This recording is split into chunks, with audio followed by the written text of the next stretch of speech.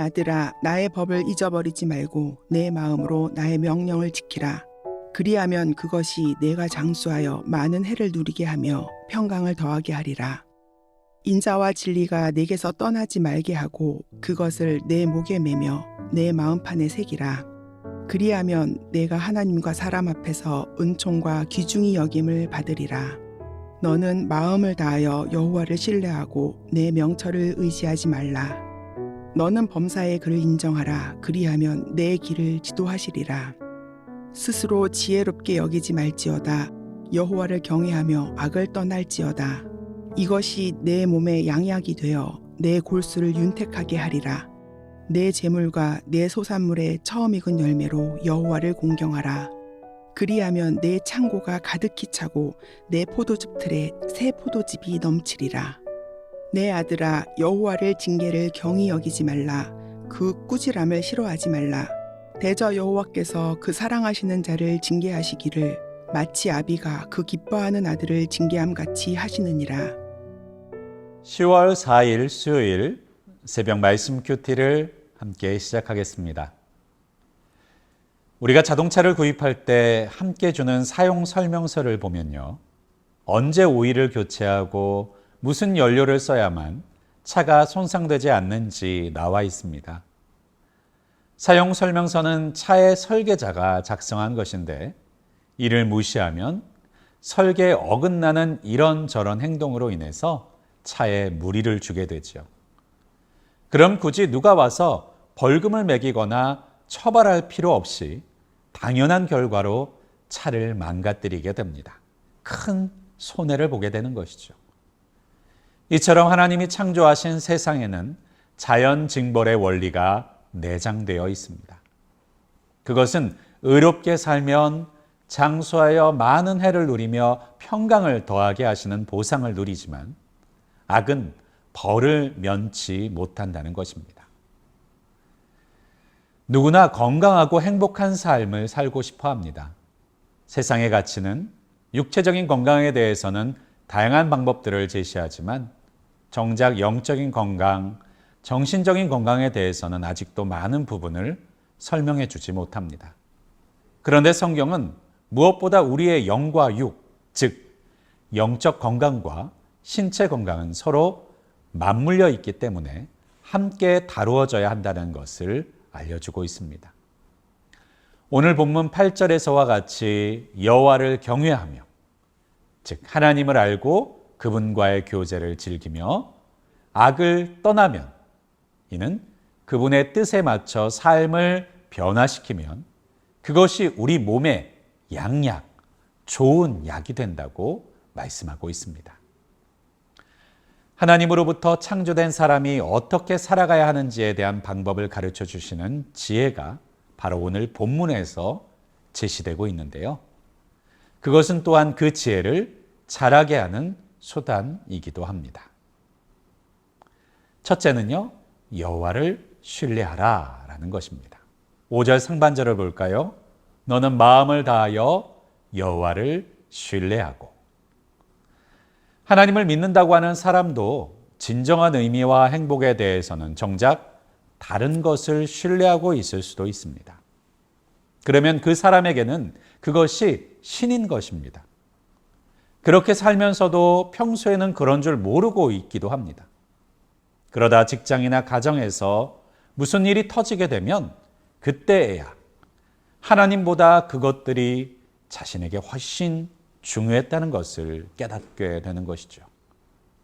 특히 우리는 의지하고 신뢰하고 있는 것에 대해 많은 감정적인 의존이 있습니다. 대상이 직업이든 재물이든 배우자든 자녀든 권한이든 마찬가지입니다. 그 대상들이 위태로워지면 우리는 지나친 동요나 불안, 분노나 낙심에 빠져 흔들리게 되는 것입니다.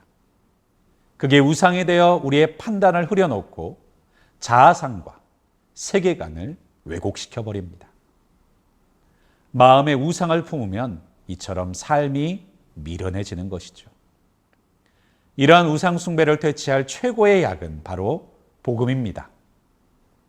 예수님을 믿어 값없이 의롭게 되면 성공이나 연애, 성취 등의 행위로 스스로 나를 증명하기 위해 애쓰고 의로워지려는 강박이 필요 없어지기 때문입니다. 둘째는요, 범사에 하나님을 인정하고 자신의 명철을 의지하지 않는 것입니다.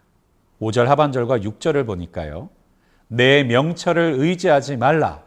너는 범사에 그를 인정하라 라고 명령하고 계십니다. 현대 철학들은요, 우리에게 매사에 내 생각대로 행동하고 성경을 포함해서 무엇이든지 의심하라 라고 말합니다. 그러나 누구나 자신이 의심하지 않을 대상을 하나쯤은 선택해야 하는데요. 모든 사람은 신이 아니라 할지라도 무언가 궁극적인 권위를 믿으면서 살아갈 수밖에 없습니다. 잠언은 우리 이성과 직관이 아니라 하나님의 말씀을 궁극적인 권위의 대상으로 삼도록 명령하고 있는데요. 성경은 범사에 우리를 인도할 수 있는 힘이 있기 때문입니다. 하나님은 우리를 지으시고 구원하셔서 그분과의 관계를 누리게 하시고 성경 말씀과 우리의 일상생활이 서로 연결되어 함께 빚어져 나아가게 하실 때 그 속에서 지혜가 자라도록 만드셨습니다. 세 번째는요, 조언을 듣는 마음입니다. 7절을 볼까요? 스스로 지혜롭게 여기지 말지어다. 여호와를 경외하며 악을 떠날지어다. 미련한 자의 특징은 다시 반복하면 스스로 지혜롭게 여긴다는 것입니다.